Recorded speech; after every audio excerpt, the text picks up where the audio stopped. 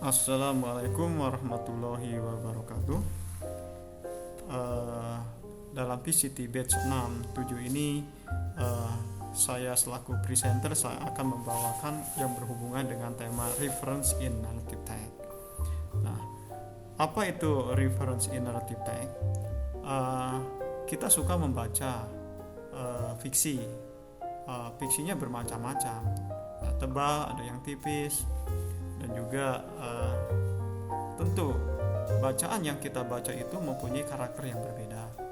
Nah, itu yang menjadi alasan kenapa saya menganalisis yang berhubungan dengan bacaan fiksi tersebut. Kita suka legend, kita suka baca mitos, ya, atau bacaan yang kita kenal Cinderella misalkan tentang dengan Hobbit dan lain sebagainya. Itu adalah bagian dalam bacaan-bacaan naratif tersebut atau fiksi tersebut. Nah, dalam kesempatan ini saya akan mengutarakan karakter yang berhubungan dengan naratif teks, terutama di reference-nya. Nah, kita mengetahui bahwa di dalam bacaan tersebut ada yang sifatnya exofora, endofora, anafora, dan katafora. Kurang lebih di dalam bacaan itu ada teks yang mendahului, ada teks yang berikutnya yang menjadi atau terbagi menjadi beberapa paragraf. Nah, dan juga teks itu apa berkaitan atau tidak? Apa teks itu berkaitannya secara langsung atau tidak? Nah, itulah yang kami analisa yang berhubungan dengan reference tersebut. Contohnya sederhananya seperti begini. Dalam endophoric reference, three blind mice, see how they run. They di sini mengacu kepada mice, itu namanya endophora. Kenapa? They ini mengacu kepada mice. Jadi mice itu adalah kalimat yang mendahulunya.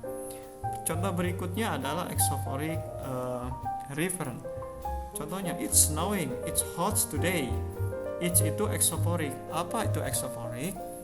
It ini artinya itu mengacu kepada kalimat-kalimat yang sebelumnya, di mana kita itu tidak didapatkan di dalam teks tersebut.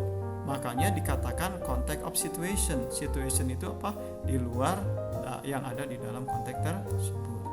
Berikutnya.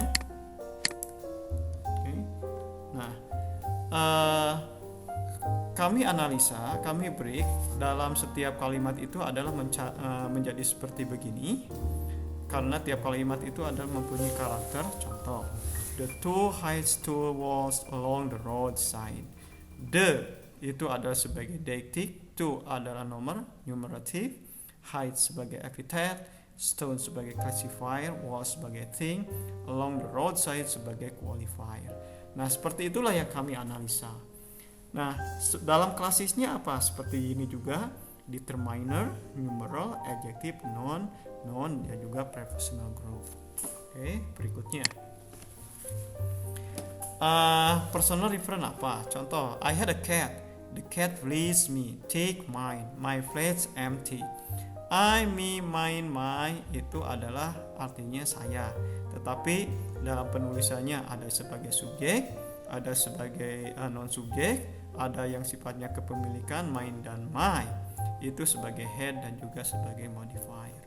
Selanjutnya, contoh, Kurt say while you are thinking what to say, it shave time. It shave time, it refer to Kurt says while you are thinking what to say. Ini maksudnya apa? It di sini mengacunya menjadi ke dalam frase yang panjang. Apa itu? Nah, frase yang panjang itu adalah kursi while you are thinking what to say. Nah, sesuai namanya, ini namanya extended reference. Apa itu extended reference? Reference yang mengacu kepada kalimat yang panjang atau frase atau kalimat atau gabungan beberapa kata, ya. Selanjutnya, apa itu general exophoric reference? Contohnya, you never know, one never know.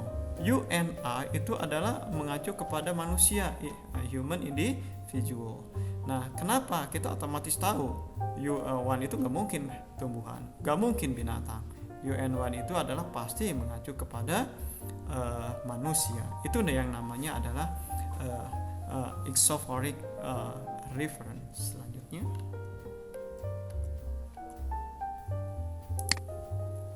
okay. John has moved to a new house. John house is beautiful. Okay, that new house is John. Ini maksudnya apa? John house that ini adalah he, his, and I. Itu namanya personal pronoun. Nah, yang kita ketahui adalah yang namanya ke personal itu kan berhubungan dengan orang ya. Determiner juga, nah, termasuk juga possessive juga, menunjukkan kepemilikan. Contohnya, John house, rumah siapa? John. His wife, rumah siapa? Istri siapa? His ini kan kepemilikan, istri dia ya, istri dia yang laki-laki menunjukkan.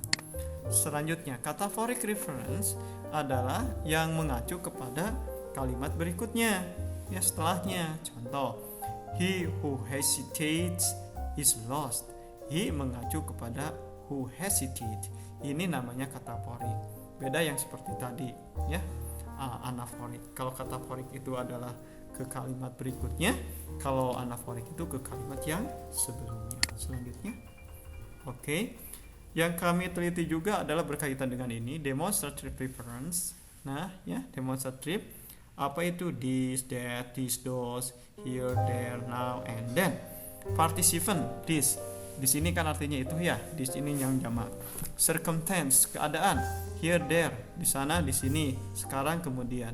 Itu menunjukkan kepada keadaan. Selanjutnya, oke, yang menunjukkan demonstrative. That garden seem bigger. That is as a big garden. That garden, oke, that. Nah, itu menunjukkan demonstrative. Sekarang possessive.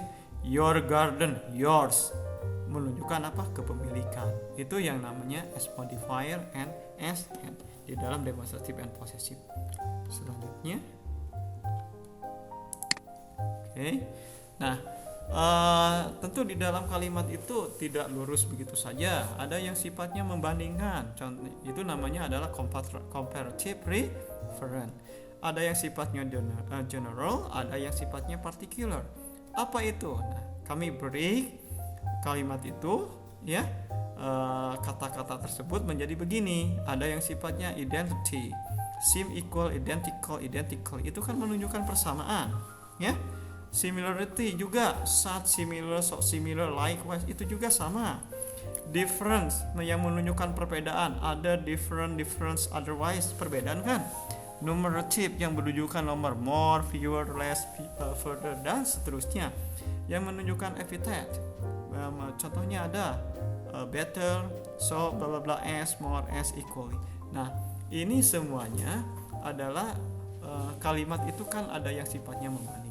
Misalkan dia lebih kaya daripada dia, dia lebih pintar daripada dia lebih tinggi daripada dia, lebih tinggi, lebih kaya, dan seterusnya. Itu adalah sifatnya membanding.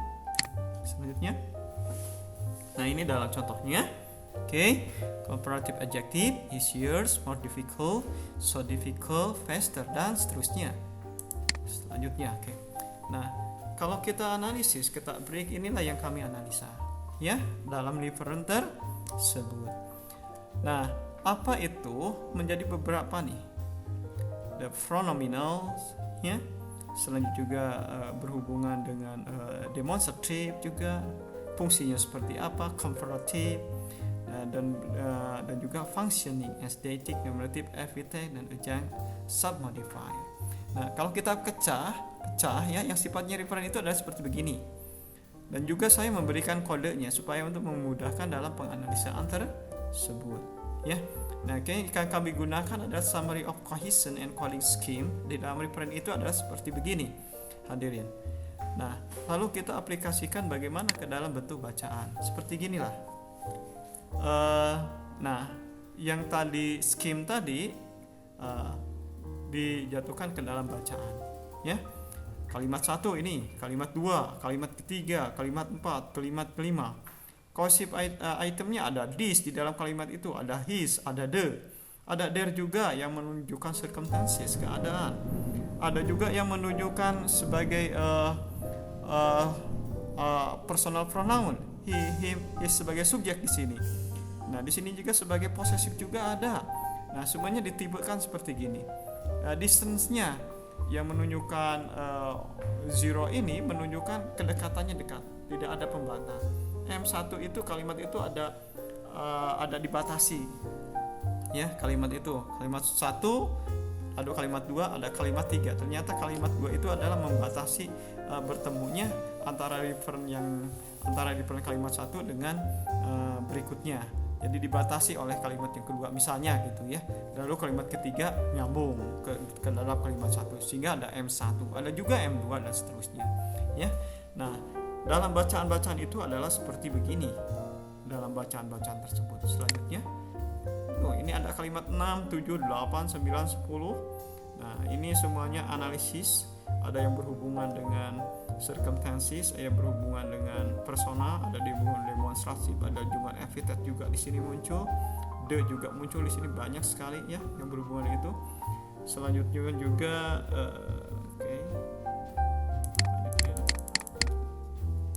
oke. Nah, semuanya ini sampai berapa kalimat saya? Sampai 23 kalimat dalam bacaan naratif teks. Dianalisis, di break berdasarkan scheme cohesion tadi. Berdasar skema penganalisisan cohesion, keterkaitan di dalam referen tersebut. Ada 23 kalimat ya di dalam bacaan naratif tersebut. Hasil yang diperoleh apa? Hadirin, hasil yang diperoleh adalah dalam penganalisan tersebut ya di dalam personal ya non possessive itu menunjukkan ada 56, di dalam possessive itu menunjukkan 13. Nah, di dalam demonstratif itu menunjukkan 45, di dalam komparatif itu menunjukkan 6. Totalnya adalah 120. Dan kalau dipresentasikan berapa? 46,6% adalah non posesif, 10,8% adalah posesif, demonstratif ada 37,5% adalah demonstratif, dan komparatif itu adalah 5%. Apa itu posesif?